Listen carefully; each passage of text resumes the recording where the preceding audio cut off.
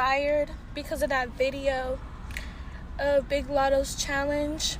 Yay, I'm glad I put 6 years in a company that would fire me, and literally a day of posting one video that harmed nobody, that everybody was actually literally rooting for and happy about, but whatever, smart decision, smart move, you know? And then they put me on, it's called like an EFR list or something. Basically, I could never get rehired again. They will never rehire me again. Okay, thanks. 16 to 22, thanks. All the bullshit I deal with, thanks.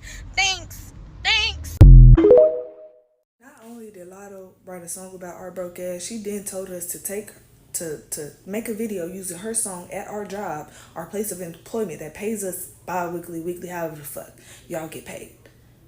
And y'all motherfuckers actually did it, and y'all risked y'all job. And now the little Waffle House lady, she's jobless. She been at the company for 6 years, and them folks put her on the non-rehire list. She can't work at that company anymore. So was it worth it for potentially winning 10 racks? Lotto, pay up. Pay that lady at 10 bands because she needs it right now. She participated in the trend, and now she lost her job. And for the rest of y'all who's thinking about participating in that trend, think about the fact that you can only go out of town on your birthday, and that somebody wrote a song about your hard-working ass and mocked you. Think about that. And then y'all gonna play the song at y'all job. Come on now. Y'all gotta stand up. Y'all stop listening to these celebrities, bro. They don't live your life. The young lady was actually spot on until she said Lotto pay that woman. No, listen, you are doing this at your own risk. If you think that it's okay to do this stuff at work, and you don't think that there's going to be some type of consequences and repercussions behind your actions, doing stuff like this at these people's job, I'm going to be honest with you, you honestly deserve to lose your job. You shouldn't have been talking shit. It's unfortunate that some people have to get smacked with reality in order for them to really understand that there are consequences behind their actions. But you live and you learn. And I've seen this young lady's content. It ain't nothing to be proud of.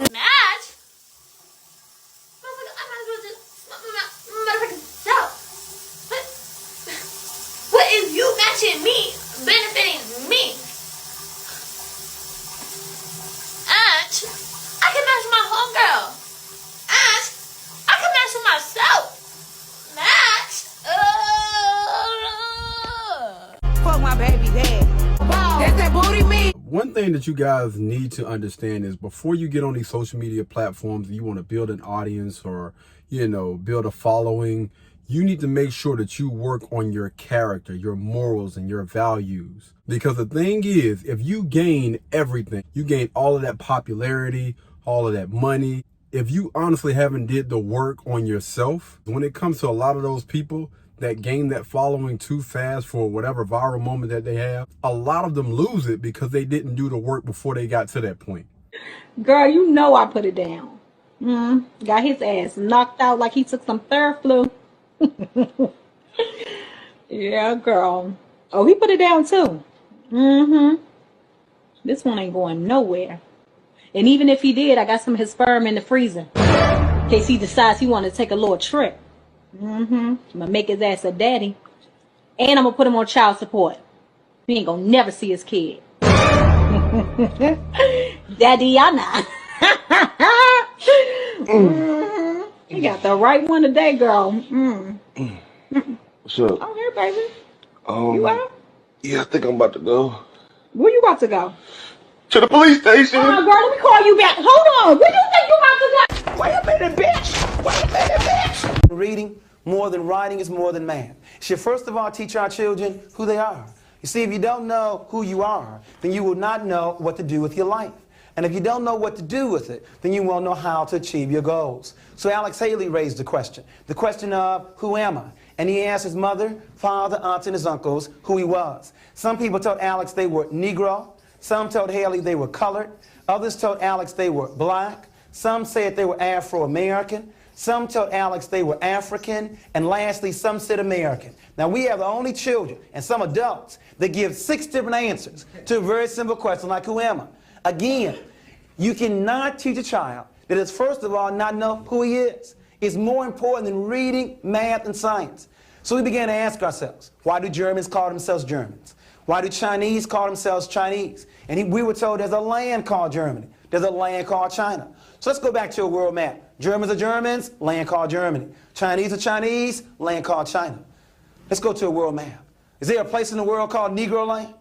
What about color land? What about black land? What about Afro-America land? There's only two answers left, Africa and America. But be honest, what comes to most of our children's mind when they hear the word Africa? Tarzan? Running around, no clothes on? Be honest. And what about America? Red, white, and blue and apple pie? That's because of this word right here, which is nothing but his story. You didn't know that? It's all history is. It's somebody's story. You know what I'm talking about. Columbus didn't discover America. He was lost. And the end discovered him. And Abraham Lincoln didn't free any slaves. Or another way to look at it, my story is very, very close to the word mystery. And I want to clear up a couple of mysteries right now. The book is titled Great People, Past and Present.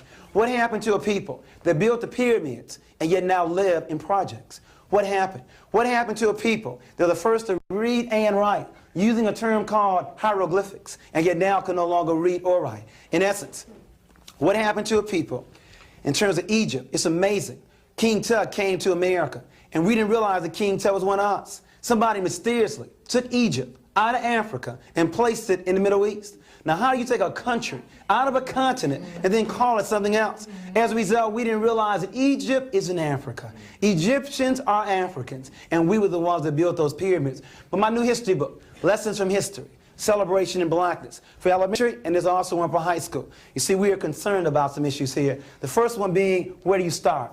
You see, we have found that many black youth are embarrassed talking about the history. The Jews, now about the Holocaust, but us about slavery. I think one reason is where you start. The law says where you start will determine where you end up. Now, where do you want to start our children? If they started in 1619, they start on a plantation. That means they'll probably end up in a ghetto. But if you start 4 million years ago on a pyramid, they end up being free.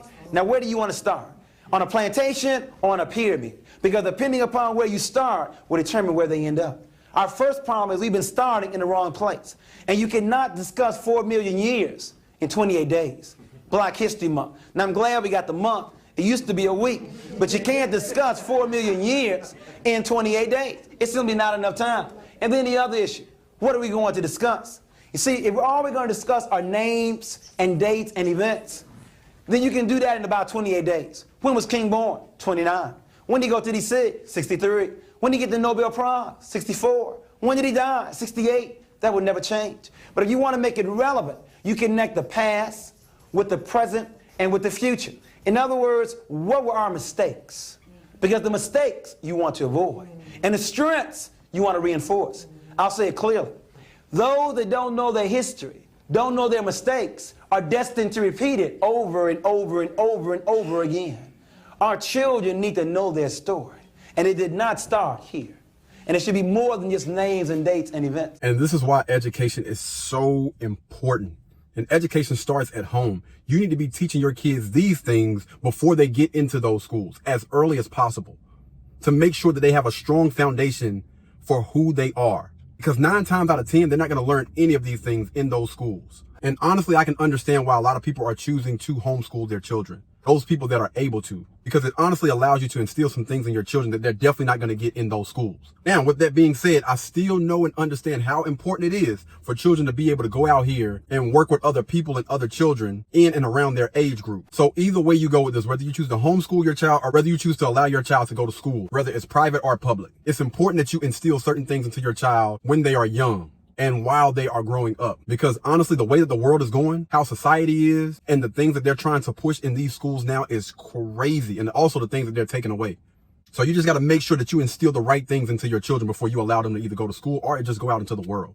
He ain't lying. Woo, some of y'all women gonna get mad at me today, so if you can't take constructive criticism, baby, keep on scrolling.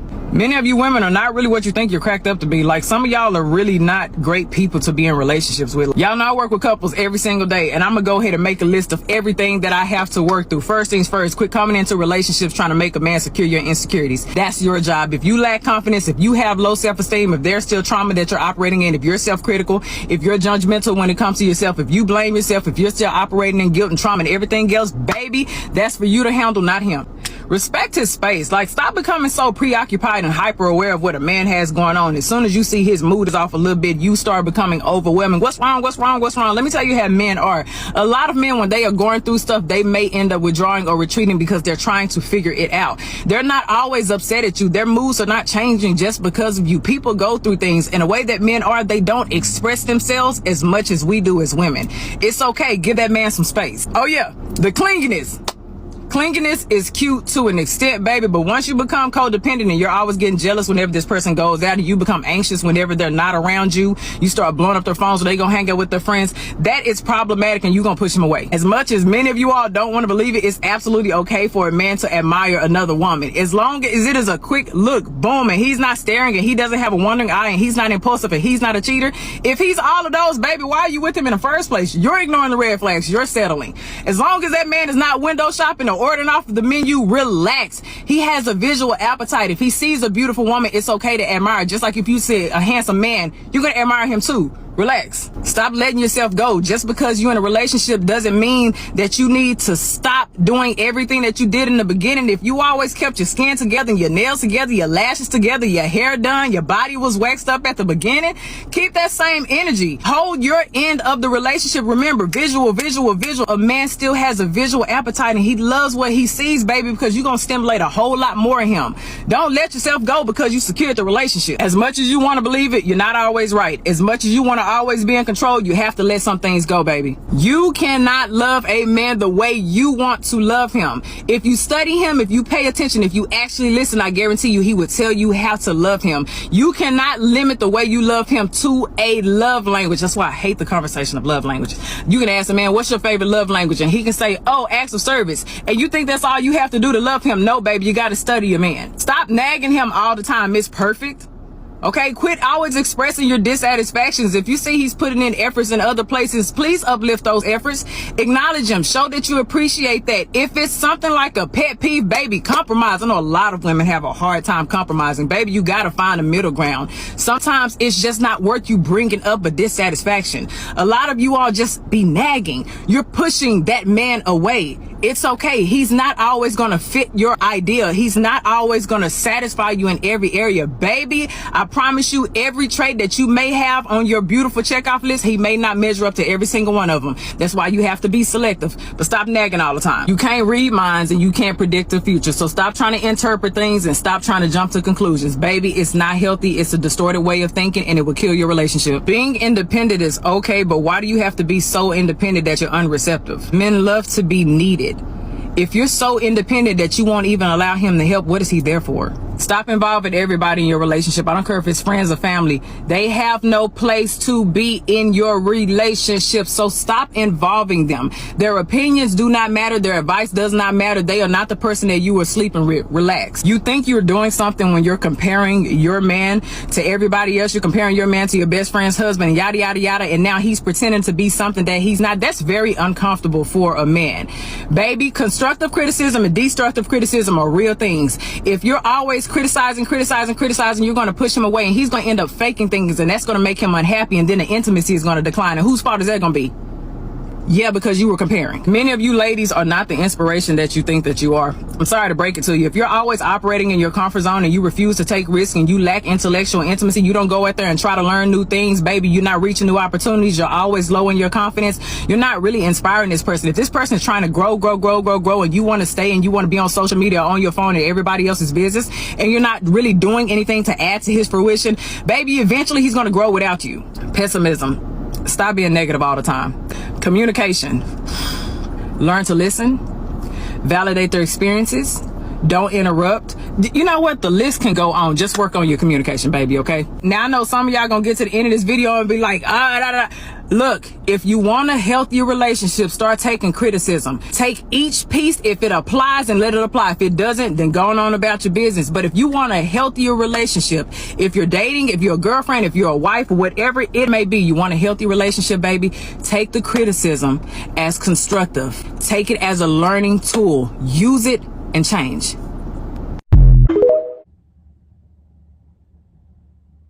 Damn, I mean, what else needs to be said? I mean, yo, she was clicking on all cylinders.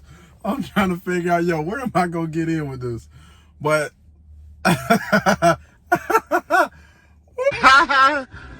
if you do have the answers, you do have it figured out, you're not having any issues in your relationship, you're not out here complaining, then she's not talking about you. The people that were getting upset about what she had to say, chances are,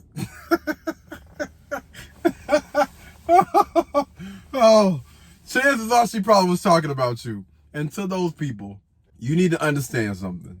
If what you have been doing has not been working, then something has to change.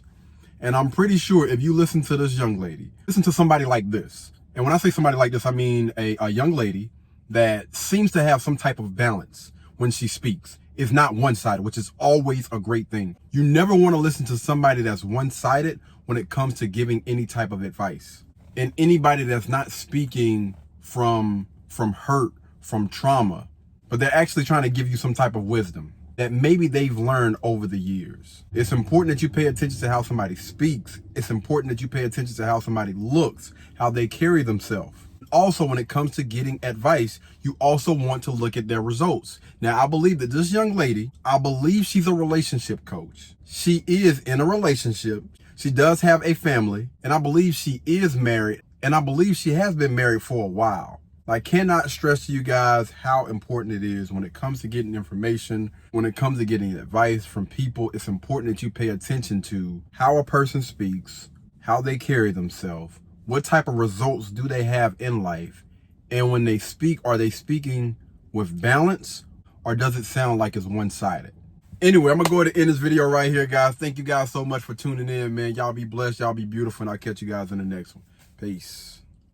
Blueberry, Burberry, butternut, tan skin, mixed race, buttercup, Canada weather, got a bundle up. I'm tryna work, she hit my phone, she wanna, whoa.